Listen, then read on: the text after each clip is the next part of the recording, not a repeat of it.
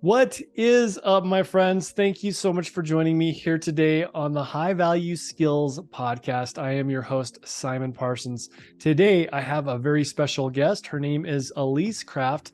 They know her as the super coach on LinkedIn. She's built an incredible brand online using LinkedIn, and I would consider her as being somebody that is one of the LinkedIn legends. Now, today we're going to talk about something really cool. We're going to share with you an awesome idea for creating some additional income online. Now, this does not matter if you are already an entrepreneur or if you're just wanting to start something new. Maybe you have a job and you want to find a way to create some additional income. This is a very low barrier way for you to do this. If you already are an online entrepreneur, it's always nice to create more streams of income. And this topic is something that I am extremely passionate about and something that I am actively doing as well. So before we dive in, I would love it if you'd hit the subscribe button so that I can be here with you week in and week out talking about the high value skills that are going to help you make more money in life and live a life of alignment.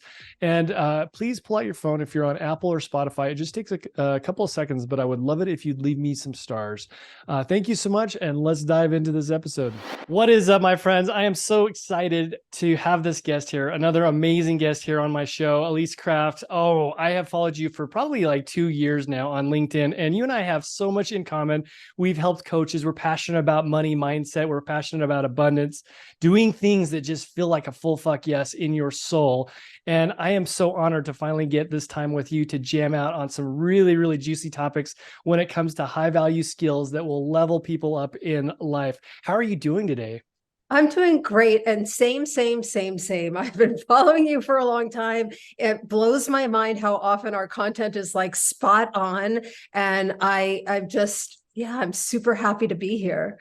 Isn't that the truth? It's like we have so much in common when it comes to LinkedIn and helping people use that as a platform to build their business, and then helping coaches out, and then talking about money mindset. And it's so funny because sometimes I'll see one of your posts and I was like, oh my gosh, I just posted about the same topic and vice versa. So this will be fun because I think you and I definitely have an alignment with helping people out. I know I can't wait to find out like what made you into the badass that you are. So I guess I'd like to start with that.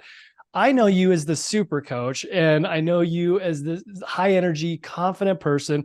I think you may have been from the corporate world, made a transition, but I don't know all the details. So this is why it's so great to go over this here. Is I want to hear what made you into the badass that you are. Fill me in. Tell me the story of how you became who you are. Oh my gosh. Um, you know, I'm so glad to get a chance to share this with you because it's not always what you see on the screen, people will get an impression of like, wow, you're so this way. And it's like, I have very few years in my life of being this way. And so it's a reminder that you really can change, you really can grow, you really can evolve. And um, I was, I've always been a go-getter. I've always been an overachiever. I've always over-delivered. Like there's certain things that I've always been, but I did not advocate for myself. That is something that I did not do. And I accepted less. And that's on me. Nobody, that is totally on me. I accepted less in many areas of my life, in relationships, in jobs. Even though I had a great career, I accepted less. I didn't go for it. And I accepted that, second or third position, and then really showed up powerfully for my boss, and got the great bonuses and all that stuff, but I didn't really go for it. I was like second or third in command. And that, again, that's on me. And What so was that really quick? What do you think was the reason for that? Because I hear you. I think we all a lot of times, that's part of our journey too, is like we hold ourselves back, we settle for less than what we are truly capable of. What do you think it was in your story that made you do that? I think I think a confidence, a courage, when I go back, like I was, something came up in my feed about our career, so like I never even wanted to have a career. I wanted to be a stay-at-home mom and a wife. That's what I wanted. And I didn't have the courage and the conviction as a young woman to go for that. So I started working.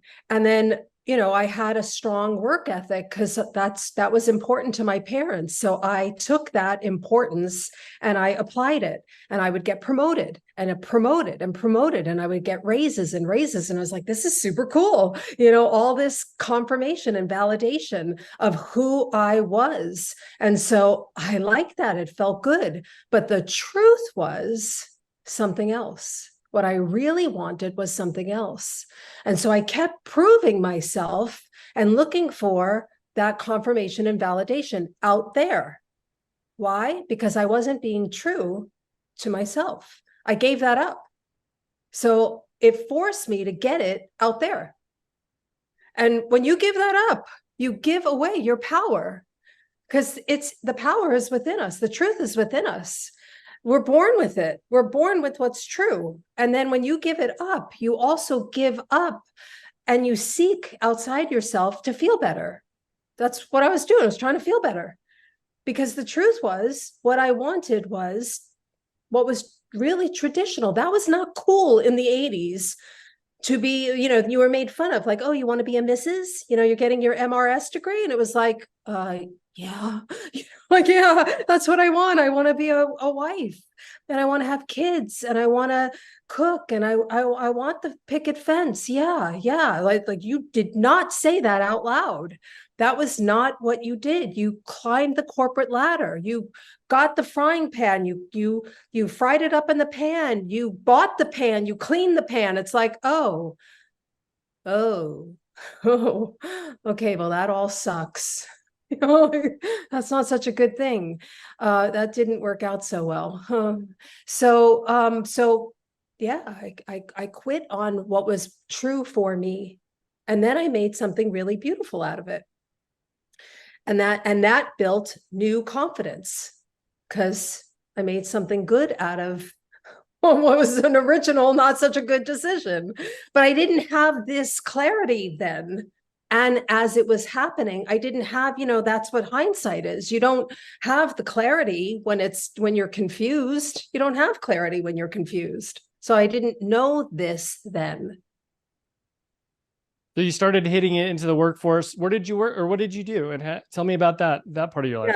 Yeah, I was in the fashion industry, and I really do think that that's where so much of the manifesting came from, because I was a buyer and then eventually an executive. And really, buying is manifesting. You're buying for future seasons, sometimes even a year ahead of time. So you are future predicting what to buy, what colors, what styles. Now, you do have data and you are making decisions off of data, but a lot of it is you're predicting. And when you work for publicly traded companies, and even not publicly traded companies, you have to be right. You don't get to sit in the chair. And so, 30 years of a career, over $1 billion of sales, helping brands grow from a swatch of fabric or a bunch of sketches and building out, entire brands and lines. And, it was incredible. What happened after that? Did you leave the corporate world? Yeah, I got sick in 2015, 2016 with an autoimmune disease, which, if you know anything about autoimmune diseases, it's really your own body no longer defending you. Mm-hmm. And that was wake up call number one. For some people, it takes multiple wake up calls. So I was a little stubborn because that wasn't enough. I needed to. So the first one was that, and it really made me look at, like, where in my life have I not defended myself? And I didn't defend myself in my job. I was at a job that I was paid really well, but my title was below what I was. And every time I would run into a colleague and they would say, like, hey, how are you? What are you doing? What's up? And I would say what I was I wouldn't lie, wouldn't call myself something different. It would feel so bad. And yes, that is ego, but it is whatever it is, it felt really bad. I felt like I had betrayed myself. I had earned this role. It was like out of alignment with who I was. And so eventually, after I was diagnosed and I realized that this is what was happening, I talked to the CEO at the time, and I told him, I have betrayed myself. This isn't on you. I betrayed myself. I allowed this to happen. And he fixed it the next day. The next day, a title was created, and that's my new title was, and an announcement went out, and that was the end of that. And so, by being truthful with myself, by identifying with myself, my life started to change. But sometimes, it's like I made some strides, but not enough strides. And then I had another wake up call, 2018. That was the last one. I didn't need another one. That was it. Something happened in my brain. They saw something. I actually heard the words, "You should get your affairs in order." And I thought, holy shit, like, this is bad. This is bad. And, like writing stuff to my daughter and thinking like my mom's could lose another daughter, and my brother and my sister are gonna, like, I'm feeling so sad for them. I kind of was like, okay, but I was feeling so much sadness for them. And then when I got the green light, I was like, all right, okay, this is it. Like, I'm going to live the best motherfucking life. I'm going to live in a body that I love. I'm going to speak the way I love. I'm going to love the way that I want to love. I'm going to work the way that I love. Like, that's it. I'm going to check in with myself, and I'm going to ask, how does this feel? Like, how does this feel? Like, I've never done this in my life. So I ended a 10-year relationship. That was hard. Like, hard things have happened. Relationships have shifted, but my life is so much better. Like, so much better. I have a completely different life. I I I live in a different body. Like, I do something totally different. Everything's different. I'm not in corporate America. I've replaced all of that. I have so many more streams of income. Like, everything is different. Everything. You can change your life. You can, and you don't have to wait for it to get, you don't have to get bad news. But unfortunately, it usually is that way. Yeah, sometimes I kind of call that the dark night of the soul, and it feels like a lot of us who've been, in successful, or so it seems. Like you mentioned that sometimes the outer appearance, people can see the success, but a lot of us have had that dark night of the soul. And I love talking about that because I think it's important, because there's people out there that just feel like they can't get a break. They feel like that nothing's going to change, but it sounds like you went through a lot of similar stuff as me, and things can change rather quickly. So I appreciate you telling me more about that. And then you started transitioning into coaching, and you really started growing your skill set when it came to being prominent online, doing business online. And you and I talked a little bit before we hit the record button about something that's really lighting you up, which I think is so relevant and so important, which is affiliate marketing. And here's one reason why I feel very passionate about it. I've dropped a couple episodes about the creator economy, and I feel like we are entering an age, an unprecedented age, that gives so many people access to build their own brand, to be their own distribution channel. And you and I were both around when there was big networks that controlled everything, when you had to have a book publisher, when you had to have all these middlemen in between. And then social media came out and gave us all, and not just social media, but just the ability to do business online, the tools out there. And I do believe the new, like, cryptocurrency is not Bitcoin. It is building a brand and learning how to cultivate traffic and a loyal audience, which I know you have. And that can equate to influence and being able to promote products, offers, other people to your audience, while also making a win-win for ourselves when it comes to affiliate marketing. So let's start with this. Define for me, like, what is affiliate marketing? All right. Love, love, love, love. Affiliate marketing has been around, since the 80s. Now, I do not teach affiliate marketing. I am brand new to it, and I'm already gaining so much traction for the exact reason that you said. I've been online since 2019, and I've built a following. And building a following, you can actually build a following, I think, even faster now. Like, it's sped up. Things have sped up. So if you're getting into it now, and I'm a newbie in affiliate marketing and it's happening, but I also have built a brand. But I do believe, like, I am watching people that are brand new and it's happening, right? Like, you can get into it and be brand new, and you can learn this business. It's brilliant for people that are brand new. Affiliate marketing, very easily said, is promoting other people's products or services and getting a commission. So, example, I say to you, and I did say this to you, I really want to get a microphone. Where did you get that microphone? And you're like, oh, you can get it on Amazon. I love it. In fact, let me give you my link. And I buy it from your link and you get a commission. Affiliate marketing right there, right? It's brilliant. Everybody wins. I'm not going to pay more because I used your link. I'm not going to pay any more.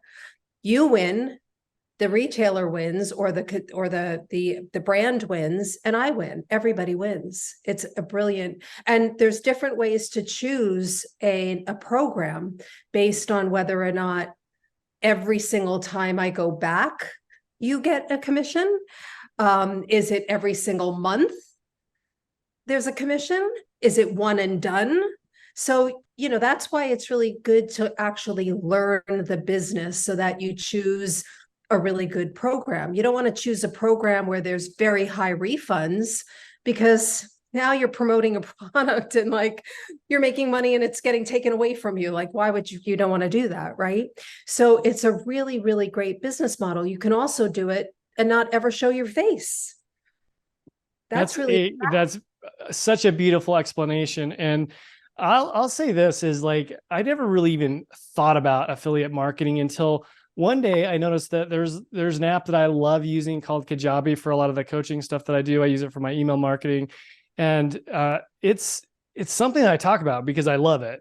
And I went on, like, probably a year and a half telling people to use Kajabi without even realizing that they have an affiliate program. Same with Amazon. Like, I guess I knew Amazon had something going, and I'd always recommend, like, what kind of mic you use and what kind of light, and I would recommend the stuff, and it was laziness. So that was the reason why I didn't set up with Amazon. And something like Kajabi, like you mentioned, this is a very important point, is sometimes programs are recurring revenue, so an ongoing subscription type of model. But I also wanted to say, like, you hit a very important point, is that, like, don't just go sling stuff because you want to make money. Represent stuff that has value to you and meaning, and that there is a true reason why. Would you agree with that? 100%. Yes, 100%. That's my approach, right? Like, I'm sure there are people that are like this, that, like, just, I'm not, that's not the approach that I want to take. And, kudos to Kajabi, because I'm on Kajabi too. And same thing. It's like, wait a second, I've been on Kajabi here's an example. Had I gotten your link for Kajabi, I've been on Kajabi now for 3 years. You would probably be getting, I don't know, 20, 30, 40% of my $199 a month for 3 years. Think about that. And now think about how many people you've referred to Kajabi. So this starts to give you, for people that are listening, when you get behind, there are people that make a YouTube channel and all they do is talk about that product. Now, you don't have to do it that way. There's a variety of ways to do it, right? But it's a really, really incredibly lucrative model. I love that. And one thing I want to say too, this is why I encourage affiliate marketing, because to do affiliate marketing, in some sense, you need to understand the basic principle of cultivating an audience and growing traffic. And here's what's cool is anybody can do this. Like, you can be just, like, interested in MMA or dancing or music or whatever it is. And if you learn how to build a social, like, presence on any platform, just start talking about what you love, right?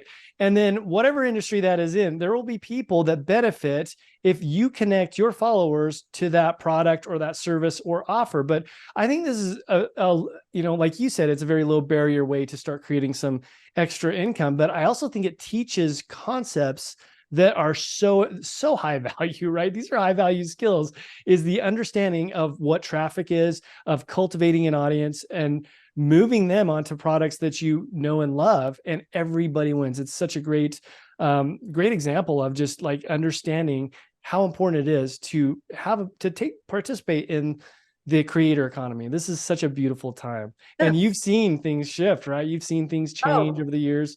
Huge. Well, you wrote a post about this, some version of this, right? And I had sent this out to my email list that, Airbnb changed the hotel industry. Uber, Lyft changed the taxi industry, right? Netflix changed television and and the movie industry. People are not taking a job and staying there for 40 years. The way that the world is changing, it's changing. I literally have the chills, right? So the way that you look at making money, also talking about money, being comfortable to talk about money like this, people, even people in my family, like yesterday I was talking to my mom and she's like, hey, how's your business going? Everything okay money wise? And I loved that she asked me that, because this, even talking about money, like, oh, don't talk about money, like that's taboo, it's tacky. No, it's healthy, it's beautiful, it's connection.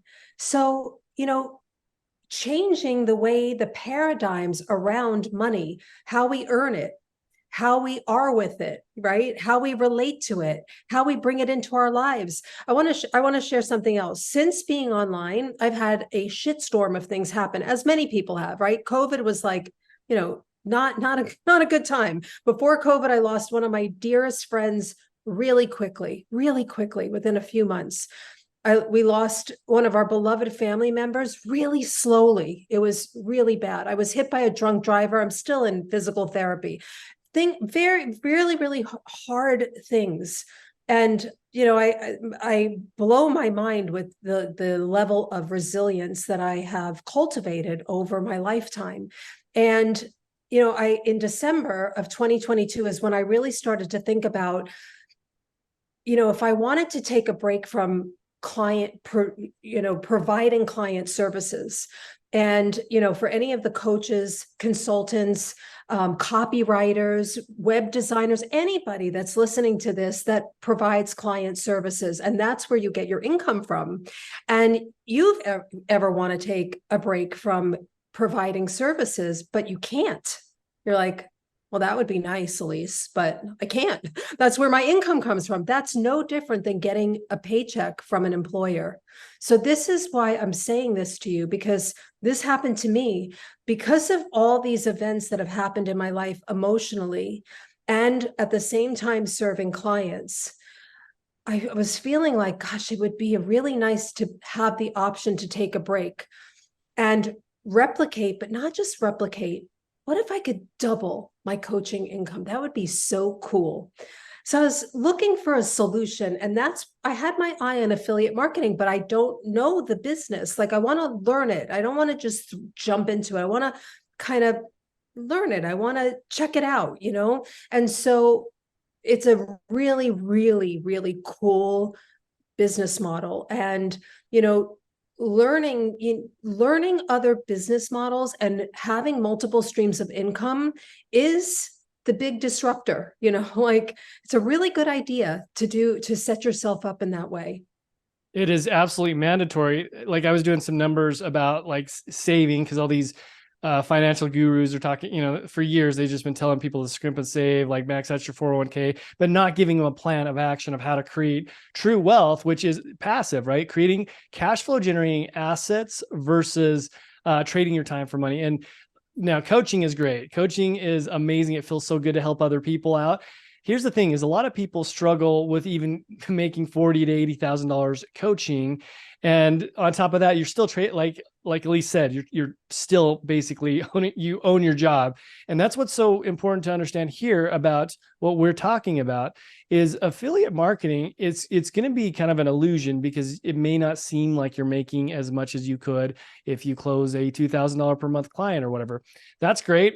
But here's the thing, the value is the traffic. The value is your brand. The value is the ability to grow an audience and plug whatever you want in there. If you can grow some streams of income passively through affiliate marketing, then you certainly can fill up a group coaching program because it's the traffic that fuels that. And that's where the value is. And I think we need to have a longer term perspective here because I just remember like the first time I started building passive income was like mid 2000s, and I gave up on it because it wasn't making as much money as I wanted to. But these were small tributaries of income coming in, and I lost my focus. And so I hope people understand that the value is the ability to understand digital marketing, take advantage of the creator economy.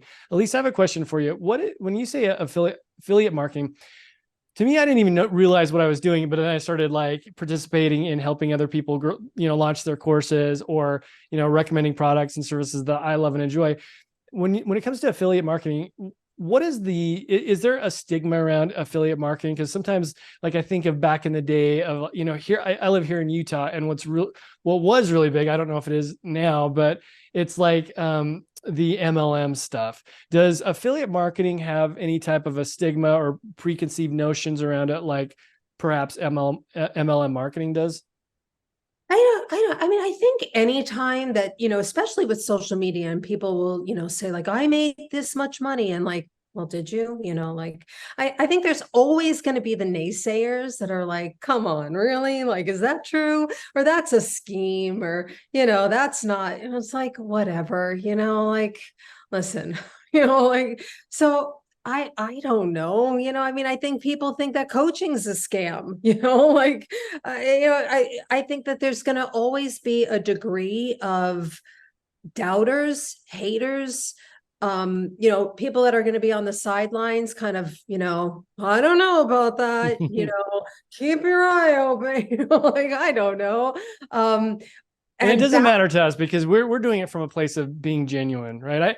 I can yeah, see people manipulate. I've heard of people participating in the Amazon influencer program and doing like using AI to review stuff that they don't even own, and that's just straight up unethical. And I think like we need to, how you feel good about it is to do like stick to your core values, represent brands, products, offers, influencers that you have worked with, that you've used and you've benefited, and yeah, share that with other people. And I think that that's a way for everybody to win.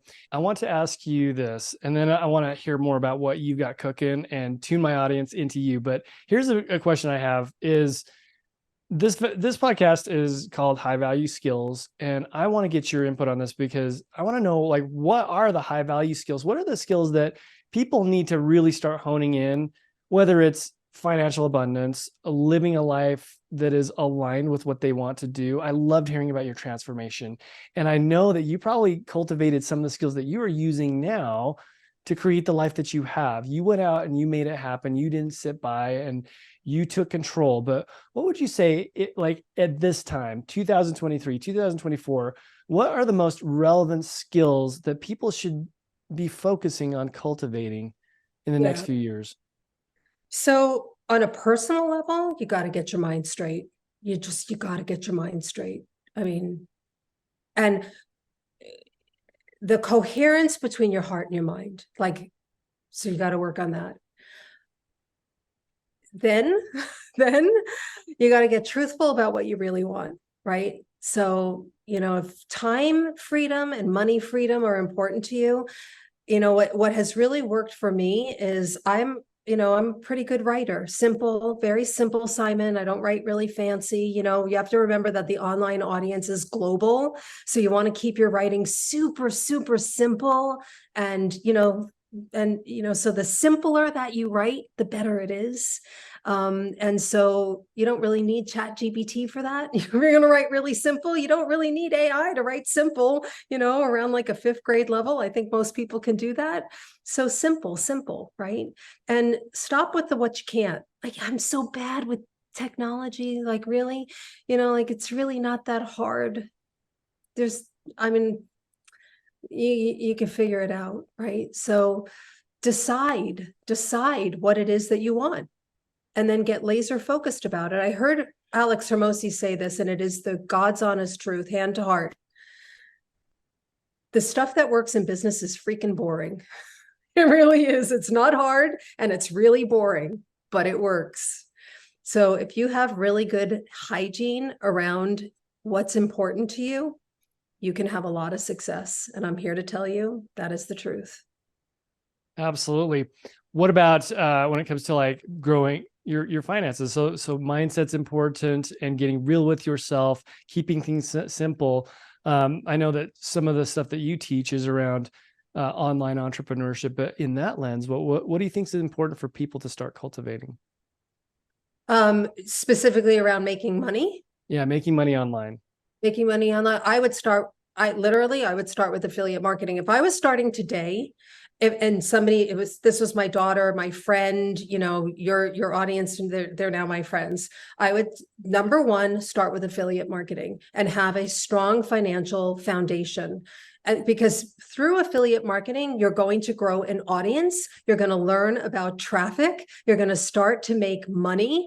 It's going to continue. And then from there, you can build the other components. You can build a digital course. You can then start with coaching and consulting. You can then go on to masterminds and live events, but start with affiliate marketing. Start there. That is a really great place to begin your whole online journey. And all the other things will then will grow from there. What most people do is they jump into coaching and they're on the struggle bus right away because they're trying to figure out all the other pieces, plus deliver services, plus satisfy their customers, and they're jumping back to go cultivate more customers. And it's so many pieces of the puzzle, and it's very overwhelming. Start by promoting other people's proven products and learn how to cultivate. You don't have to do all the pieces, just build an audience, market a proven product, calm down, really just focus, and make money. Like get out of startup mode, just start making money. I think when you start making money, you get the evidence much quicker. Oh, I love that. That's such great advice. It's basically reverse engineering the process. Start with something small and digestible. I think people get sold in the marketing world. You have these guys that are, like build your own coaching business, be the next like huge influencer. And then people, they jump in and they're like, what the fuck? This is too much. But what you're saying is so brilliant, because it's just like, grow a social presence and recommend stuff that you like. Super simple. Anybody can do this. Anybody can start right now. What a great takeaway from this episode, my friends. Okay, where do we send people? What do you got cooking in your world? So that's what I'm leaning into. And I'm a newbie and I am loving it. So I will have something for your audience. I just reread it yesterday, my ebook on affiliate marketing. And I was like, this is really good. I'm really proud of you, me. So I'm going to share my ebook. Yeah, it's really good. It just breaks down and a real good understanding about what affiliate marketing is and how you can start your journey. So I'm going to share that with your audience. Awesome. Thank you so much. Where can they find it? What's your preferred platform? I think I know what that is, but where can people find you online? I'm on LinkedIn. They just made me add my given name. So so on LinkedIn, I am Jody Ilyse Craft. Do you use any other social platforms besides LinkedIn? Yeah, I'm on Facebook, Ilyse Craft on Facebook, and I am on Instagram, and I am on YouTube. So yeah, all of them. Whoa, I'm only following you on one. So after this, you're gonna get three new followers on those other platforms. Thank you so much for joining me here today. My friends, I hope you've gotten value from this episode, and I would love for you to drop into the show notes. We're going to leave her guide about affiliate income. This is such a great way to start, and so much value is dropped on this, and I love hearing your story as well. Make sure that you share this episode with somebody who could use this message. I found that I got a lot of value, and I just feel like I'm so aligned with you, Ilyse, and thank you so much for joining me here today. Betcha. Thank you.